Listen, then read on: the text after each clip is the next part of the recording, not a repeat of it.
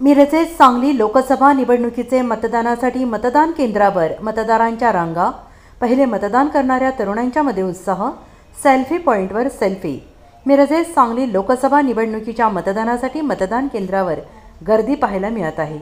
सकाळी मतदारांचा अल्प प्रतिसाद पाहायला मिळाला तर 10 वाजल्यापासून मतदान केंद्रावर गर्दी होण्यास सुरुवात झाली आहे।